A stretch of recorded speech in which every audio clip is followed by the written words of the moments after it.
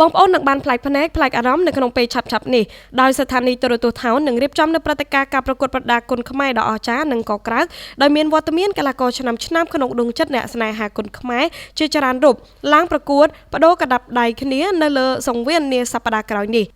ស្របពេលដែលការផ្សព្វផ្សាយគូប្រកួតត្រូវបានលាក់ទុកដើម្បីបញ្ញាអារម្មណ៍អ្នកគាំទ្រក្នុងនោះក៏មានកីឡាករចូលមុខ4រូបបានចូលខ្លួនមកថតវីដេអូខ្លីមានការតែងឈុតបុរាណយ៉ាងស្រស់ស្អាតដើម្បីធ្វើការផ្សព្វផ្សាយការប្រកួតថ្ងៃខាងមុខលើកញ្ចក់ទូរទស្សន៍ថោនសម្រាប់ព្រឹត្តិការណ៍ដណ្ដើមខ្សែក្រវ៉ាត់ IPCC គុនខ្មែរនៅលើសង្វៀនវឹកសនាគុនខ្មែរយ័ន្ត8ទិសឆាប់ៗនេះកីឡាករទាំង4រូបដែលនឹងមកប្រកួតគូអន្តរជាតិអមគូខ្សែក្រវ៉ាត់ដ៏ពិសេសនៅក្នុងថ្ងៃខាងមុខនេះមានអ្នកលេងពូថៅដៃពិឃាតធឿនធីរ៉ារទេះជើងមុខសែតម្ចាស់ខ្សែក្រវ៉ាត់ដេកចូលសន្តិភាពថ្មីថ្មោងចម្រើនគុនខ្មែរ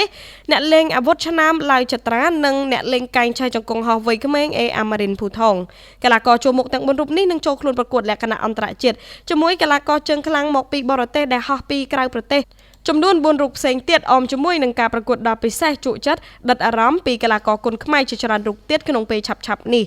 ដូច្នេះកុំភ្លេចរងចាំអត់មើលទាំងអស់គ្នាបងប្អូនថាតើកីឡាករទាំង4រូបនេះព្រមទាំងកីឡាករដទៃទៀតចាប់ដៃគ្នាត្រៀមលេងទឹកភ្លៀងអ្វីខ្លះនៅលើសង្វៀនរបស់ស្ថានីយទូរទស្សន៍ថោននាសប្តាហ៍ក្រោយនេះចូលរួមលើកស្ទួយជួយគាំទ្រគុនខ្មែរជាមួយស្ថានីយទូរទស្សន៍ថោនទាំងអស់គ្នាដើម្បីឲ្យគុនខ្មែររបស់យើងកាន់តែមានភាពល្បីរន្ទឺលើឆាកអន្តរជាតិបន្ថែមទៀត